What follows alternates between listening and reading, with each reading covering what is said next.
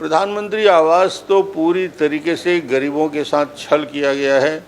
भूपेश बघेल लगातार झूठी जानकारी, शहरी आवास को ग्रामीण आवास के साथ जोड़ के बात कर रहे हैं। 2020-21 में, 19-20 के बाद 21-22 में लगातार इनके आवास को आंकड़ों यदि देखा जाए तो जो इनके आंकड़े जो विधानसभा में जानकारी दिए हैं उस जानकारी के अनुसार ही एक भी आवास नहीं बना पाए। इसका मतलब यह है कि ग्रामीणों के आवास के लिए 2011 की सूची के अनुसार जो गवर्नमेंट ऑफ इंडिया ने स्वीकृति दी थी उस आधार में इनको जो 40% पैसा जमा करना था वो पैसा जमा करने में असफल हुए और इसलिए सारी की सारी स्कीम 16 लाख आवास जो अतिरिक्त आवास और प्रधानमंत्री जी से मिला था दोनों को मिला दिया जाए तो 16 लाख से ज़्यादा आवास छत्तीसगढ़ के गरीब वंचित रह गए। इसके लिए यदि कोई दोषी है तो सिर्फ और सिर्फ भूपेश बघेल। राज्यपाल सर्वोच्च पद होता है, संवैधानिक पद होता है। राज्यपाल नियम कायदे कानून से काम करते हैं, राज्य सरकार के निर्देश पर नहीं। जो प्रक्रिया है, मान्य परंपरा है, उसके आधार पर करते हैं। विधि विशेषज्ञों की राय लेकर अपनी बात करते हैं। इस प्रकार की राजनीतिक टिप्पणी गवर्नर के ऊपर किया जाना छत्तीसगढ़ में ही देखने को मिलता है। हिंदुस्तान में और कहीं राज्यपाल के ऊपर इस प्रकार की कमेंट नहीं। इनके मंशा के अनुरूप गवर्नर थोड़ी चलेगा, कायदे कानून नियम से प्रक्रिया से चलेगा। किसी के कहने से और दबाव से सरकार यदि दबाव डाल के गवर्नर से कुछ काम कराना चाहेगी तो संभव नहीं। मूल विषय ये है, आज सरकार एक तरफ खड़ी है और दूसरी तरफ अधिकारी खड़े हैं।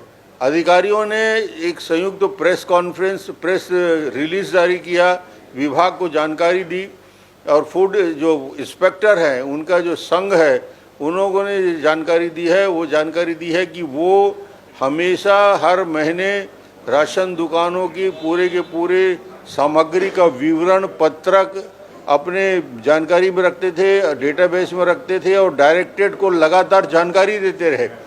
इसका मतलब है कि डायरेक्टरेट की जानकारी में ये पूरा का पूरा 59,000 मेट्रिक टन चावल की गड़बड़ी का पहले दिन से पता था, वसूली हो रही थी पैसा और उसके बाद भी डायरेक्टरेट ने कार्रवाई नहीं की।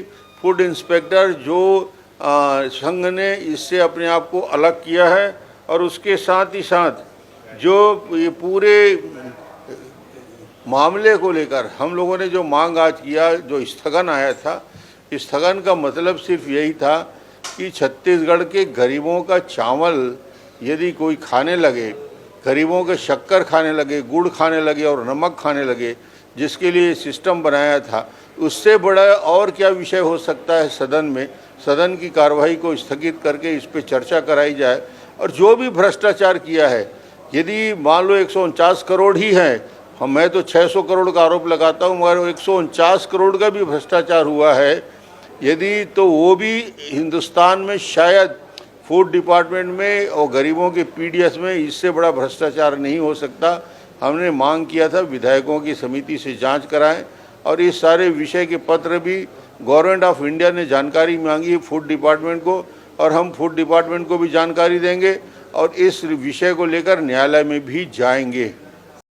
सवाल इस बात का नहीं है, सवाल इस बात का है कि जो वर्षों मेहनत करके हम लोगों ने पीडीएस सिस्टम बनाया था, देश का सबसे भ्रष्ट डिपार्टमेंट पब्लिक डिस्ट्रीब्यूशन सिस्टम को देश में माना जाता है, उसको हमने सबसे पारदर्शी बताया और सुप्रीम कोर्ट ने छत्तीसगढ़ के बारे में कमेंट भी किया कि छत्तीसगढ़ में सबसे ज़्यादा पारदर्शी सिस्टम छत्तीसगढ़ में है और बेहतर तरीके से डिस्ट्रीब्यूशन होता है और हर चीज़ को, राशन दुकान में कितना चावल आया ये पब्लिक डोमेन में रहता है, वेबसाइट में रहता है, कोई भी व्यक्ति कहीं से भी जानकारी ले सकता है।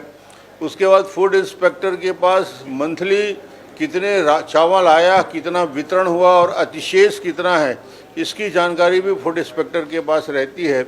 मगर इन लोगों ने आते ही, सरकार बनते ही दिसंबर 2021 में वो वेबसाइट को ही बंद कर दिया।